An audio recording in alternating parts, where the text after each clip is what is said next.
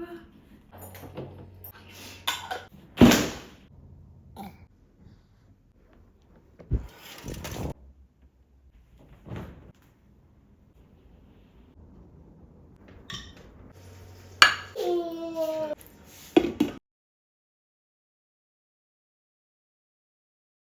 All, welcome back.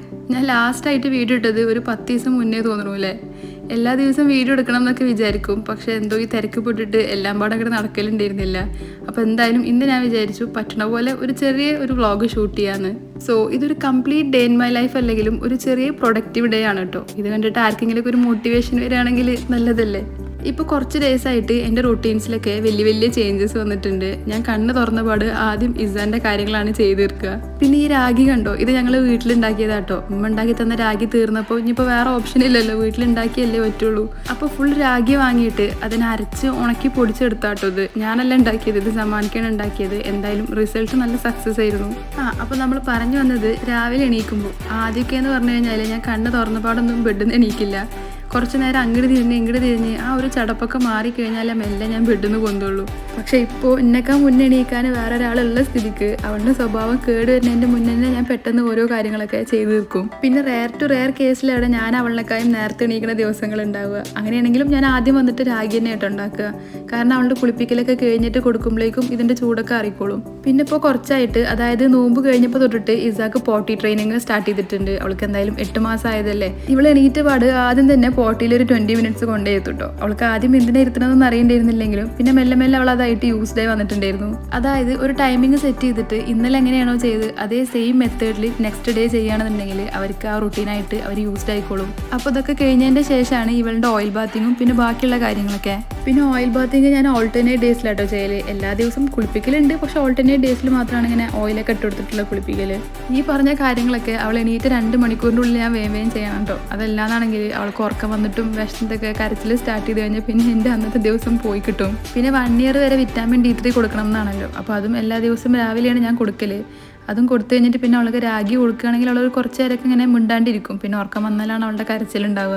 ഈ ഒരു time ആകുമ്പോഴേക്കും എനിക്ക് വിശന്നിട്ട് എൻ്റെ പകുതി കിളിയൊക്കെ പോയിട്ടുണ്ടാവും കേട്ടോ. കാരണം രാവിലെ എണീറ്റിട്ട് ഞാൻ വെള്ളം കൂടെ കുടിച്ചിട്ടില്ല. വെള്ളം കുടിക്കുന്ന സ്വഭാവമൊക്കെ കംപ്ലീറ്റ് ആയിട്ട് നിന്നിക്കണു.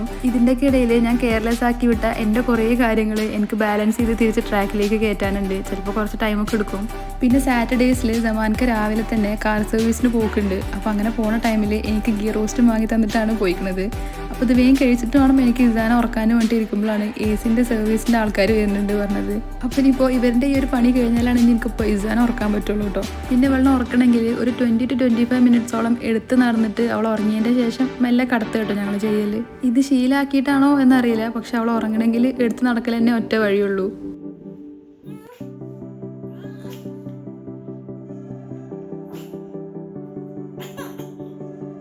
അങ്ങനെ കുറച്ചധികം കഷ്ടപ്പെട്ടിട്ടായാലും അവളെ എങ്ങനെയൊക്കെയോ കടത്തി ഉറക്കിയിട്ടുണ്ട്. ഇനി ഇവിടുന്ന് അങ്ങോട്ടാണ് എൻ്റെ ശരിക്കുള്ള ഒരു ഡേ സ്റ്റാർട്ട് ചെയ്യാൻ പോണത്. ഞാൻ ദോശ കഴിച്ചു എന്നുള്ളത് സത്യമാണ്, പക്ഷെ പല്ല് ഞാൻ തേച്ചിട്ടുണ്ടായിരുന്നില്ല. ആദ്യമൊക്കെ ഞാൻ ബ്രഷ് ചെയ്യാണ്ട് ഒരു ഗ്ലാസ് വെള്ളം കൂടെ കുടിക്കാത്ത ഒരാളായിരുന്നു. പക്ഷെ ഇപ്പം ഞാൻ എല്ലാം കൊണ്ടും ഓക്കെയാണ്. നമ്മുടെ നിലനിൽപ്പാണല്ലോ വലുത്. അതുകൊണ്ട് ഭക്ഷണം കഴിച്ചിട്ട് ഒരു ദിവസത്തിൽ എപ്പോഴെങ്കിലൊക്കെ പല്ല് തേച്ചാൽ പോരെ എന്നുള്ള മൂഡായിരിക്കണോ. ഇത് കാണുന്ന ഒരു 1% ആൾക്കാരെങ്കിലും എന്നെ ജഡ്ജ് ചെയ്യാൻ ചാൻസ് ഉണ്ട്. അതായത് ഒന്ന് ബ്രഷ് ചെയ്യാനുള്ള ടൈമും കൂടെ അല്ലേ എന്നുള്ളത്. പക്ഷേ എൻ്റെ ഈ ഒരു ഫേസ് കൂടെ പോണ ന്യൂ മോംസിന് എന്നെ റിലേറ്റ് ചെയ്യാൻ പറ്റും എന്ന് വിചാരിക്കണോ? അതിനിപ്പോൾ ഞാൻ മാത്രമേ ഉള്ളൂ ഇങ്ങനെ. എന്തായാലും കമൻറ്റ് ബിലോ. പിന്നെ അവൾ ഉറങ്ങണ ആ ഒരു ഗ്യാപ്പിലാണ് ഞാൻ എനിക്ക് ചെയ്ത് തീർക്കാനുള്ള അല്ലറ ചില്ലറ പണികളൊക്കെ ചെയ്യലോ കേട്ടോ. അതൊക്കെ കഴിയുമ്പോഴേക്കും മാഡം എണീറ്റിട്ടുണ്ടാവും. ഇവൾക്ക് നല്ല ഉറക്കം കിട്ടിയിട്ടുണ്ടെങ്കിൽ നല്ല സ്വഭാവത്തിലായിരിക്കും എണീക്കുണ്ടാവുക. അതല്ലെങ്കിൽ അവളുടെ മൂടാകെ അലമ്പായി വെറുതെ ഇങ്ങനെ കരഞ്ഞിട്ടിരിക്കും. എന്തായാലും കുറച്ച് നേരം കൂടി കഴിഞ്ഞാൽ സമാനക്ക് എത്തും. അപ്പോൾ അതിന് ശേഷം ഇവളിനെ അവിടെ ഏൽപ്പിച്ചിട്ട് വേണം എനിക്ക് ഉച്ചക്കൽക്കുള്ള എന്തെങ്കിലും ഫുഡൊക്കെ റെഡിയാക്കാൻ. അപ്പോൾ ഇവളിനോട് കുറച്ച് നേരം എൻഗേജ് ചെയ്തിരുത്തിയിട്ട് നമുക്ക് മടക്കി വെച്ചതൊക്കെ മെല്ലെ വെൽപ്പിലേക്ക് എടുത്ത് വെക്കുക. പിന്നെ ഈ കുട്ടിക്കുപ്പായങ്ങളൊക്കെ മടക്കാൻ കുറച്ചധികം ടൈം കണ്ടെത്തണം കേട്ടോ. എന്നാലാണ് ഇതേപോലെ ഒതുക്കിയിട്ട് വെൽപ്പിലേക്ക് വെക്കാൻ പറ്റുള്ളൂ. ഫസ്റ്റൊക്കെ ഞാൻ വിചാരിച്ചിരുന്നത് സോളിഡ്സ് സ്റ്റാർട്ട് ചെയ്ത് തുടങ്ങിക്കഴിഞ്ഞാൽ നമുക്ക് കുറച്ചും കൂടെ ഫ്രീ ആയിരിക്കാൻ പറ്റും എന്ന് കേട്ടോ വിചാരിച്ചത്. പക്ഷേ ഇപ്പോൾ ഞാൻ ആലോചിക്കുമ്പോൾ തോന്നിയിരുന്നു സോളിഡ്സിൻ്റെ മുന്നേ ആണെങ്കിൽ എനിക്ക് കുറേ ഫ്രീ ടൈം ഉണ്ടായിരുന്നു. പക്ഷേ ഇപ്പോൾ എൻ്റെ റുട്ടീൻ പാക്ഡ് ആണ്. കാരണം എല്ലാ കാര്യങ്ങളും നമ്മൾ തന്നെ ചെയ്യണ്ടേ. ഈ ഇരിക്കുന്ന ആളെ കണ്ടാൽ വിചാരിക്കുമ്പോൾ അവളുടേതായിട്ടുള്ള കാര്യത്തിൽ ബിസി ആയിട്ട് ഇരിക്കുകയാണെന്ന് കേട്ടോ. പക്ഷേ ഞാൻ ഈ റൂമിൽ നിന്ന് ഒരു കാലെടുത്ത് പുറത്ത് വെച്ചിട്ടാണ് അവൾ കരയാനും കൊണ്ടിരിക്കുന്നത്. അവളുടെ ഒരു സെപ്പറേഷൻ ആൻസൈറ്റി ഇതുവരെ മാറിയിട്ടില്ല കേട്ടോ. 7th മന്തിൽ സ്റ്റാർട്ട് ചെയ്തതാണ്. പക്ഷേ ഇപ്പോൾ ഫസ്റ്റുള്ള പോലെ അത്ര എക്സ്ട്രീം അല്ലെങ്കിലും എന്നാലും കുറച്ചൊക്കെ ഉണ്ട്.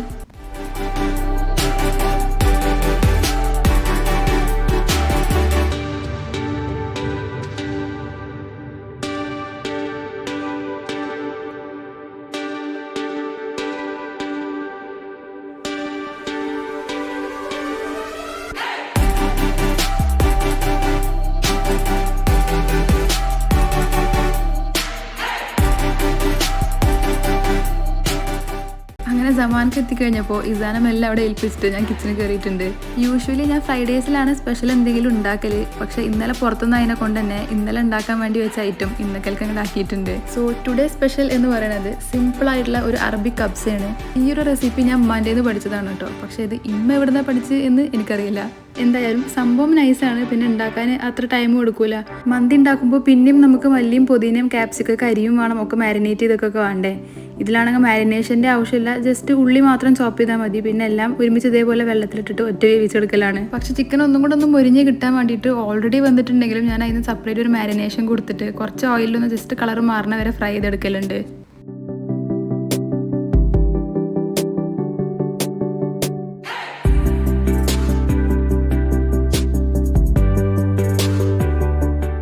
ഇനി കബ്സ സ്മോക്ക് ചെയ്യോ ചോദിച്ചു കഴിഞ്ഞാൽ എനിക്കറിയില്ല കേട്ടോ. പക്ഷെ എനിക്കിതിൻ്റെ ഒരു സ്മോക്കി ഫ്ലേവർ ഇഷ്ടമുള്ള കാരണം കൊണ്ടാണ് ഞാനിപ്പോൾ ഇവിടെ സ്മോക്ക് ചെയ്തിട്ടുള്ളത്.